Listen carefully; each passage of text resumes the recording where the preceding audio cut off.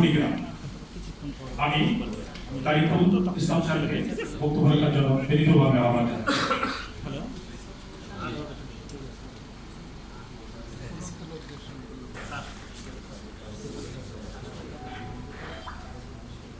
ঠিক আছে স্যার,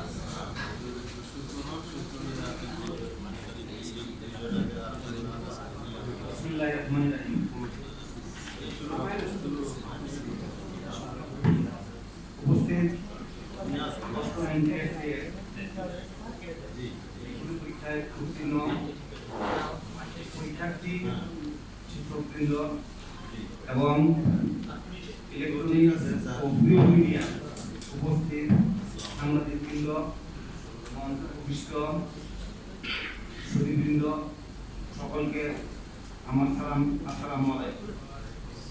আমরা আজকের যে উদ্দেশ্য নিয়ে এই সংবাদ সম্মেলনের আয়োজন করেছি, আমাদের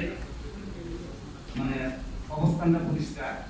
এই ক্ষেত্রে সরকার যে সিদ্ধান্ত নিয়েছে, অর্থাৎ এই দীর্ঘদিন বা দীর্ঘ 50 বছর কমিটির মাধ্যমে এই নিয়োগ প্রক্রিয়াটা চলে আসছিল, যেখানে অনেক দুর্নীতি এবং অনিয়মের অভিযোগ রয়েছে। পরবর্তীতে অন্তর্বর্তীকালীন সরকারের সময়ে একটি সিদ্ধান্ত গৃহীত হয় যে প্রতিষ্ঠান প্রধান এবং সহপ্রধান এই নিয়োগটিও এনটিআরসি এর মাধ্যমে সম্পন্ন হবে এবং একটি নীতিমালা প্রকাশ করে এমপি নীতিমালাটি সংশোধন করে। পরে নির্বাচিত সরকার সেই নীতিমালার আলোকে আবেদনপত্র গ্রহণ করে এবং ওই নীতিমালাটিও পরবর্তীতে বিভিন্ন দাবির প্রেক্ষিতে সংশোধিত হয় এবং দ্বিতীয়বার আবেদনপত্র আহ্বান করে।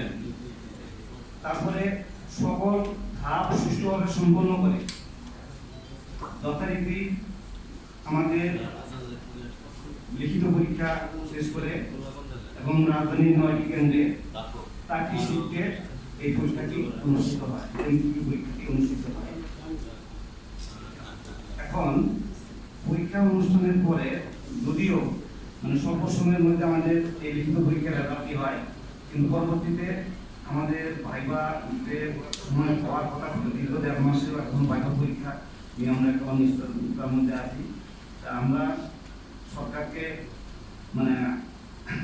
আহ্বান জানাবো আর কি, বা সরকারের সংশ্লিষ্ট দপ্তরের প্রতি আহ্বান দ্রুত আমাদের এই ভাইবার তারিখটি ঘোষণা করে যেন আমাদেরকে এই সুস্পষ্ট প্রক্রিয়ার মাধ্যমে নিয়োগ কার্যক্রমটা সম্পন্ন করে।